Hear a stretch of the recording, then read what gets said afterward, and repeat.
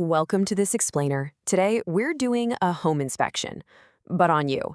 I want you to imagine your mind, your personality, your entire sense of self as a house being built right from the ground up. We are going to explore how our earliest childhood experiences act as the absolute architectural blueprint for our adult relationships.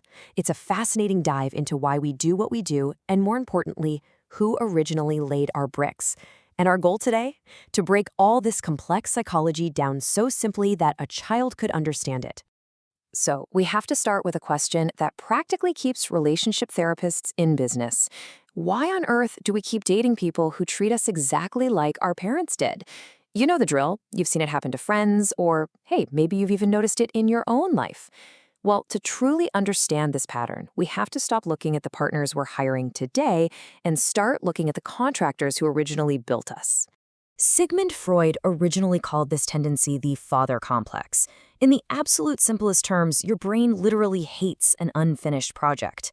If your original builders left the job half-finished, or honestly just did a terrible job, your brain is going to spend the rest of your life unconsciously trying to hire new people, meaning your romantic partners, to come in and fix that exact same broken foundation. It's this lifelong subconscious quest to finally get the house finished right. To really get this, think of your childhood as a literal construction site. From age 0 to 3, the mother, or the primary caregiver, is the one doing the heavy lifting. They're pouring the concrete foundation of your identity. Then, right around age 4, the father steps onto the site to build the walls and introduce us to the neighborhood outside.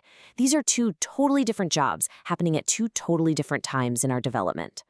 It's kind of wild to think about, but by the time you're just 36 months old, like barely out of diapers, the concrete of your core identity is already drying. Those first 3 years are incredibly, absolutely vital. If the primary caregiver fails during this tiny window, the foundation of the self doesn't just settle poorly, it cracks. The child never learns to fully separate from the mother and become their own distinct individual. In psychology, this massive foundational failure is often referred to as the dead mother. Now, don't worry, this doesn't mean literally deceased. It refers to a caregiver who is physically in the room, but emotionally empty, selfish, or just treats the kid like a prop rather than a real person. Because the true foundation is missing, the child has to build a fake one just to survive. And according to the source material, this is the exact root cause of pathological narcissism. Okay, but what happens when we hit year 4? Well, the concrete is poured, for better or for worse, and the next builder steps onto the site. The child is starting to walk, talk, and explore. This is traditionally when the father figure arrives for his specific, critical job in the construction process. The father is known in clinical terms as the socialization agent, but let's explain this so simply a kid could get it. If the mother builds the inside of the house, the father is the one who teaches you how to open the front door, walk out into the neighborhood, and figure out society's rules. He's the one who holds your hand when a scary dog barks, teaching you how to safely manage your anxiety out in the big, wide world. And here is where we see the distinct difference between these two failures. A dead mother ruins the internal self, preventing the child from ever developing true independence inside the house. A dead father, however, ruins how we connect with the external world outside the house. He prevents healthy socialization. To put it simply, the mother creates the narcissist, the father teaches the narcissist how to unleash that behavior onto society. And different types of broken builders leave really predictable architectural flaws. For instance, if a father is parentifying, meaning he inappropriately demands the child take care of him, the child becomes a rigid perfectionist. An intermittent, hot and cold father, that creates a deeply insecure and anxious child. An antisocial father breeds rule-breaking, malignant behavior. And a harsh, hypercritical father often produces a covert people-pleaser, someone just desperate to finally earn a gold star. Which naturally brings us to a phrase you have undoubtedly heard thrown around in pop culture. But what actually are daddy issues?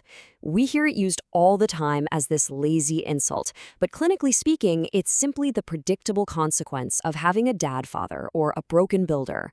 It's literally the psychological fallout of missing that crucial socialization step when you were small. The source material actually highlights a pretty fascinating duality here. This affects both men and women, but they look for entirely different types of repair work in their adult lives.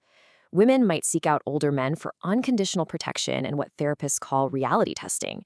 essentially asking the man to be their rulebook for how the world works.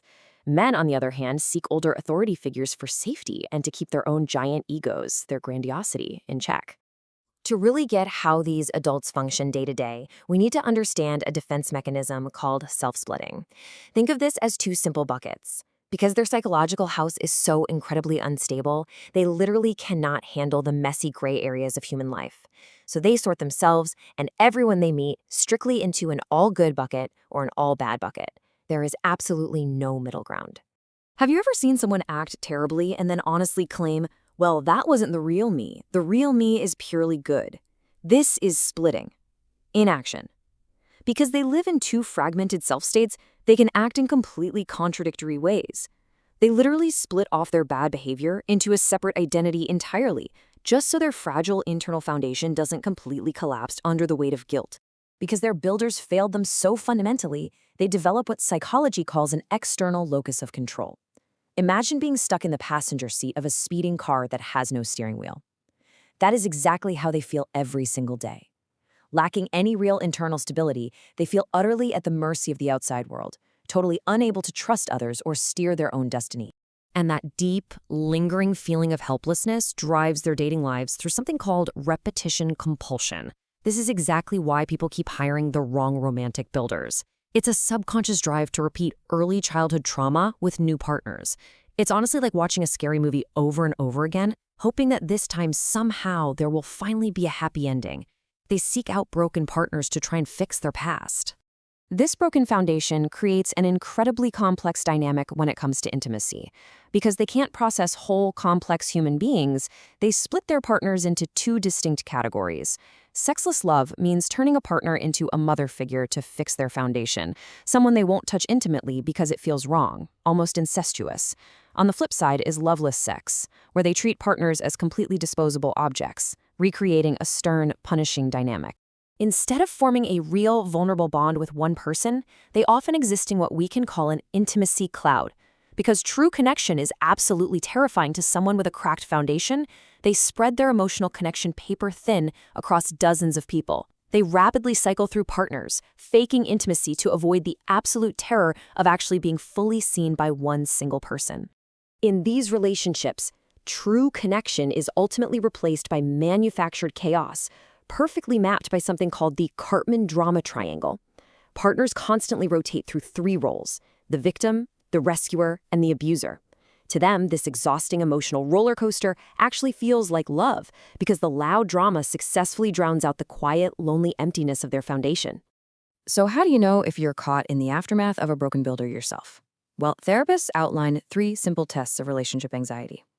First, you feel extreme panic when you're apart from your partner. Second, you acquire constant, repeated reassurance that everything is okay. And third, you catastrophize, meaning you view one tiny argument as absolute proof that the entire relationship is doomed. I want to pause on this incredibly powerful takeaway from the source material by Sam Vaknin. He says, "It is therefore very crucial to have the right kind of father or not at all." Think about that. A toxic, destructive, or abusive builder does exponentially more long-term damage to a child's psychological house than an entirely empty plot where a builder should have been. Which leaves us with this final, provocative question to reflect on today. I want you to take a real, honest look at your own patterns. Are you searching for a partner to build a brand new future with? Or are you just endlessly hiring substitutes to try and fix the house your parents broke?